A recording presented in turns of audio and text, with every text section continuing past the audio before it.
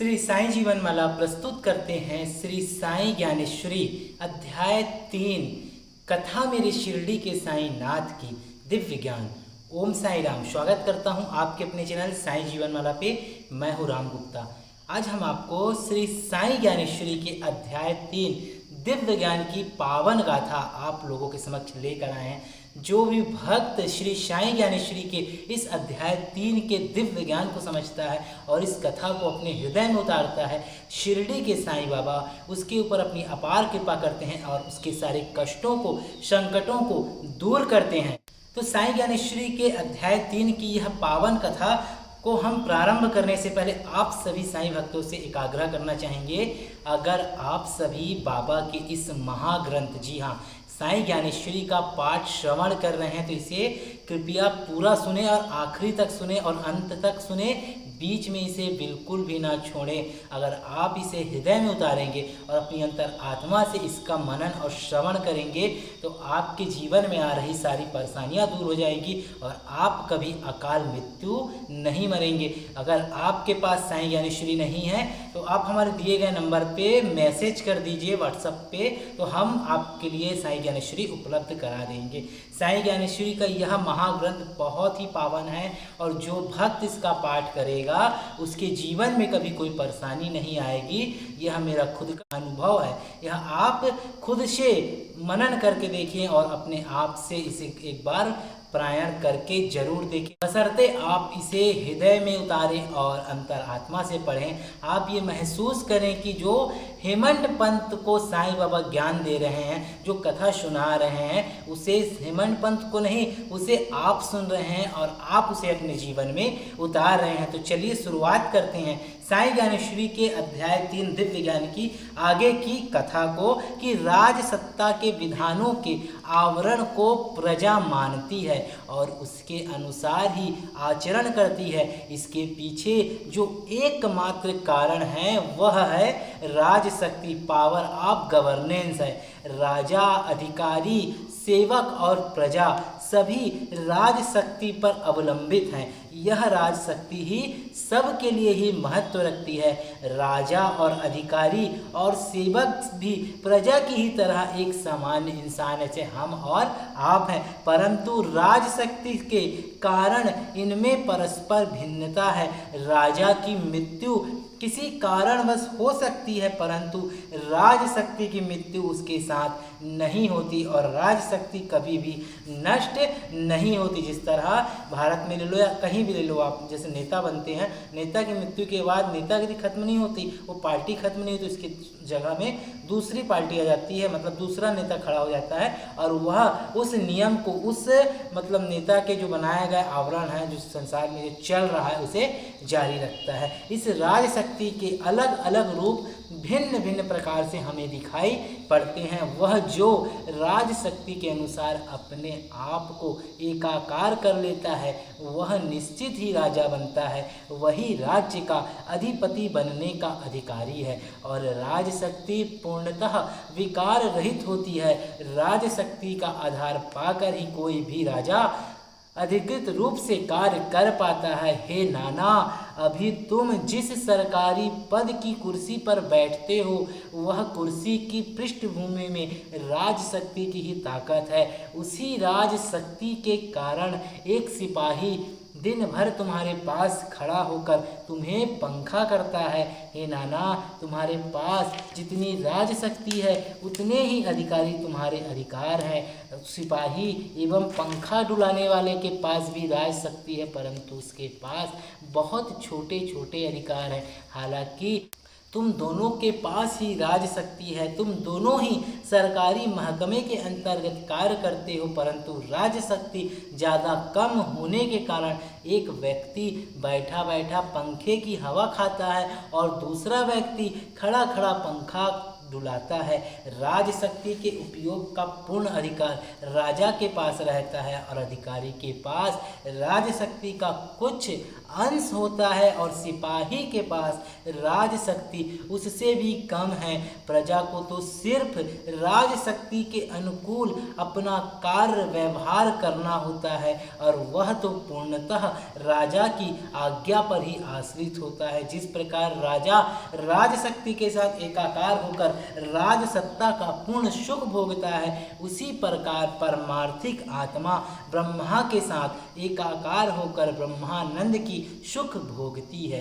देखा आपने कि जो राज शक्ति होता है, मतलब जैसे हम किसी वर्कर को काम पे लगाते हैं तो वह अपने से कुछ भी नहीं करेगा, जब तक हम उसे आदेशित नहीं करेंगे तो वह काम नहीं करेगा। वह पूरे हमारे आदेश पे टिका रहता है, क्योंकि उनकी भावना ही ऐसी रहती है, उनका दिमाग ही वैसा रहता है कि जब तक हमें आदेश नहीं मिलेगा हम कार्य नहीं करेंगे। यही है राज शक्ति। सद्गुरु साईं के ऐसे वचन को सुनकर चंदोरकर ने अपने दोनों हाथ जोड़े, आप लोग भी जोड़ लीजिए दोनों हाथ को, और कहा कि हे श्री साईं समर्थ, यह राज शक्ति है तो निराकार है, निर्वय है, फिर इसका अंशों में विभाजन कैसे हो सकता है? और राज शक्ति के टुकड़े टुकड़े में बांट दिया जाए तो इसकी निराकारिता का गुण ही नष्ट हो जाएगा। तब श्री साईं ने बोला कि राज शक्ति अभेद है, इसका विभाजन कोई नहीं कर सकता, फिर भी इसको आंशिक ग्राह्य करने का प्रमाण मिलता है। चैतन्य अनंत होता है, परंतु जिसकी जितनी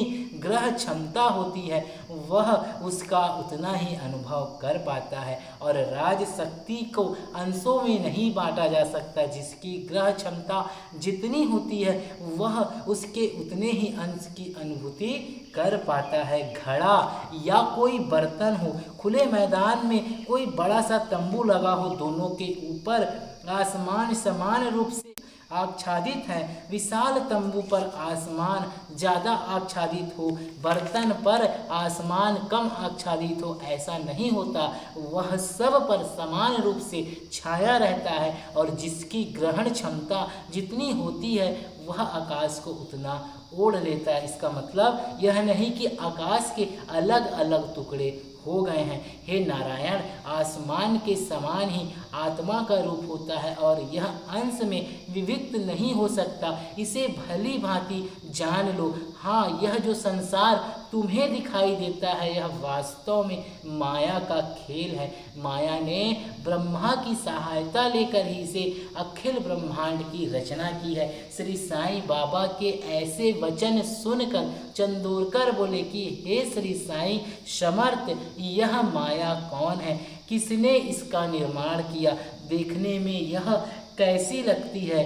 श्री साईं समर्थ, आपने कहा था कि इस संसार का आदि कारण ईश्वर है, ईश्वर जग में व्याप्त है, ईश्वर से यह संसार भिन्न नहीं। अब आप माया को बीच में ला रहे हो, आखिर यह माया कहाँ से आ गई? श्री साईं बाबा ने चंदोरकर से कहा कि हे नाना, अब तुम ध्यान पूर्वक सुनो कि इस माया की उत्पत्ति कैसे हुई। चैतन्य की ही एक शक्ति माया है। माया मिथ्या है, भ्रम है, यह चैतन्य को भी ढक लेती है और लोगों में यह भ्रम पैदा कर देती है कि माया ही चैतन्य है। माया चैतन्य के साथ इस प्रकार से संबंध हो जाती है जिस प्रकार से गुण और मिठास को अलग अलग करना संभव नहीं है, वैसे ही चैतन्य के साथ जुड़ी माया को चैतन्य से अलग करना संभव नहीं है। जिस प्रकार से सूर्य और सूर्य का प्रभा पुंज परस्पर जुड़ा हुआ है, उसे अलग अलग नहीं किया जा सकता, उसी प्रकार से ब्रह्मा और माया परस्पर जुड़े हुए हैं। ब्रह्मा से माया को अलग करके नहीं देखा जा सकता और सूर्य को ही सूर्य का प्रभापुंज मानो। सूर्य और प्रभापुंज भले ही दो अलग अलग शब्द हो, परंतु सूर्य से उसके प्रभापुंज को अलग करके नहीं देखा जा सकता है। सूर्य का आकार उसके प्रभापुंज से ही है। हे चंदोरकर, सूर्य अपनी प्रभा से संसार को यह ज्ञात कराता है कि सूर्य का अस्तित्व है, वैसे ही ब्रह्मा अपने साथ संयुक्त माया से संसार को यह ज्ञात कराता है कि ब्रह्मा का अस्तित्व है। माया ब्रह्मा के साथ चिपकी हुई है, अतः माया का भी अस्तित्व है। चैतन्य अनादि काल से है और अंतहीन है। माया भी अनादि काल से है परंतु यह अंत सहित है। दोनों अनादि काल से ही अपना अस्तित्व में है। माया प्रकृति है और चैतन्य पुरुष रूप में है। हे नाना, इन दोनों के योग से ही जगत की उत्पत्ति होती है। बिना माया के आपका जीवन भी कुछ भी नहीं है। जब तक आपके जीवन में माया नहीं रहेगा तो आप कैसे जिएंगे। माँ बाप, भाई बहन, दोस्त, रिश्ते नाते, ये सब माया के ही तो स्वरूप हैं। हम माया के ही एक आवरण में घिरे हुए हैं और इसी माया में हम घूमते रहते हैं और एक दिन इसी माया के साथ हम चले जाते हैं। इसलिए कहते हैं माया में रहो, लेकिन यह भी महसूस करो, यह भी जानो कि यह माया चक्र है। एक दिन इसे छोड़कर आपको भी जाना है और ये माया भी आपको छोड़ के जाएगी। माया प्रकृति है और चैतन्य पुरुष रूप में है। हे नाना, इन दोनों के योग से ही जगत की उत्पत्ति हुई है। प्रकृति और पुरुष का विवेचन संत ज्ञानेश्वर ने किया है। उन्होंने अपनी पुस्तक अमृतानुभव में माया और चैतन्य, प्रकृति और पुरुष की विस्तार पूर्वक व्याख्या की है। यह पुस्तक संत ज्ञानेश्वर ने प्रसिद्ध मोहनी राज मंदिर में लिखी थी। जी हाँ, मोहनी राज मंदिर में यह पुस्तक लिखी गई थी और प्रकृति और पुरुष का विवेचन में पुनः तुम्हारे सामने नहीं करूँगा। मैं तुम्हें सिर्फ आत्मज्ञान की गुफा के दर्शन कराऊंगा। जो आत्मज्ञान की गुफा में जाते हैं वे वहीं रह जाते हैं, वहाँ से वापस लौट कर नहीं आते। आत्मज्ञान की गुफा में आनंद ही आनंद है, अतः आनंद में जो मग्न हो जाते हैं वे कभी लौट कर नहीं आते। पुरुष ईश्वर समस्त आनंद का कारण है। प्रकृति माया उसी का कार्य है। हे चंदोरकर, इस माया की लीला अगाध है। यह मैं हूँ, यह मेरा, यह तेरा, यह मेरा नहीं, इस प्रकार की अनेक भावनाएं व्यक्ति के मन में उठती रहती हैं और ये भावनाएं माया के कारण ही उपजती है। माया तो असत्य का आभास भी करा देती है। उपादान के उपस्थित न रहने पर भी माया उपादान का आभास करा देती है और माया व्यक्ति को अपने जाल में जकड़कर पूर्णतः बेध देती है, अंधा बना देती है। फिर व्यक्ति को वास्तविकता का ज्ञान भी नहीं रहता, वह सत्य को भी नहीं पहचान पाता। और माया के दो गुण हैं, जिनमें से पहला गुण है हाथ कर देने वाला, ज्ञान के सत्य को ढक देने वाला। संसार की हर वस्तु को माया ढक सकती है। और माया का दूसरा गुण है भ्रमित करना। जो वस्तु हमारे सामने नहीं है माया उसका भी भ्रम उत्पन्न कर देती है। इस माया के कारण ही जीव भ्रमित होता है। एक मजदूर जो रहता है रात में सपना देखता है, सपने में वह अपने आप को राजा देखता है। यहाँ वास्तविकता यह है कि वह एक मजदूर है, परंतु इस वास्तविकता को ढक देना माया का काम है। वास्तविकता यह है कि राजा वह राजा नहीं है। माया भ्रम का आवरण सृजित कर उसे राजा होने की अनुभूति करा देती है। माया तो ब्रह्मा को भी इसी प्रकार ढक लेती है और जगत के सामने कोई और ही स्वरूप प्रस्तुत कर देती है। और यह संसार जगत सत्य नहीं है, परंतु सिर्फ एक चैतन्य परमेश्वर ही सत्य है। इस माया के कारण ही यह जगत तुम्हें ऐसा दिखाई पड़ रहा है। और वास्तविक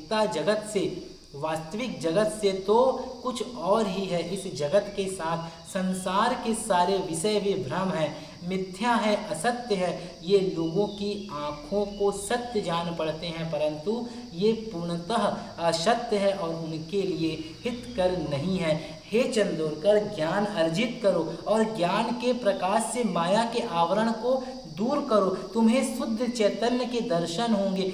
गंदले पानी से जब गंदगी को दूर हटाते हैं तो पानी साफ नजर आने लगता है। ठीक उसी प्रकार माया के गंदलेपन को जब हम दूर हटाते हैं तो शुद्ध चैतन्य परमेश्वर प्रभु श्री साईनाथ महाराज हमें नजर आने लगता है। वही सद्वस्तु, वही चैतन्य, वही परमेश्वर सत्य है और वही उपासना करने के योग्य है। हे चंदोरकर, मेरी बात पर ध्यान दो और तुम सभी उसकी उपासना करो। आत्मा भी उसी सद्वस्तु परमेश्वर का सूक्ष्म अंश है। यही आत्मा अध्यात्म के ज्ञान, ईश्वरीय ज्ञान के जानने का हेतु है। यही आत्मा दिव्य ज्ञान को जानने में सहायक बनती है। अतः तू आत्मा को अच्छी तरह से जान, आत्मा पर पड़े माया के आवरण को हटाकर उसे भली भांति पहचान। इसी जन्म में तुम्हारी मुक्ति अवश्य होगी। और ज्ञान को मन में रखना, ज्ञान को सदा जागृत रखना। श्री सद्गुरु साईनाथ परमस्तु शुभम भवतु। अध्याय 3 संपूर्ण। श्री साई ज्ञानेश्वरी के दिव्य ज्ञान की पावन कथा संपूर्ण हुई। और अब अगले अध्याय में भगवत भक्ति अध्याय 4 की पावन कथा हम आपको बताएंगे और आप लोगों को भगवत के दर्शन कराएंगे। तो अगर आप सभी कष्टों से हैं परेशान, जीवन में बहुत सारियां परेशानी हैं और बहुत सी परेशानी अभी भी आ रही हैं संसार में जो फैली हुई, उन सब को दूर करने के लिए आप इस ग्रंथ का पाठ अवश्य करें, श्रवण करें और लोगों में इसे प्रसारित करें, ताकि वह भी इसके पाठ का श्रवण करके अपने जीवन को कष्टों से मुक्त कर पाएँ और सबके जीवन में सुख शांति बनी रहे। इन्हीं आशाओं के साथ मैं बाबा की द्वारका माई से आप लोगों के लिए प्रार्थना करता हूं कि बाबा, जो भक्त आपके इस महाग्रंथ का पाठ श्रवण कर रहा है उनके ऊपर अपार कृपा करो बाबा, उनके कष्टों को दूर करो। बने रहें साईं जीवन वाला के साथ। तब तक के लिए ओम साईं राम।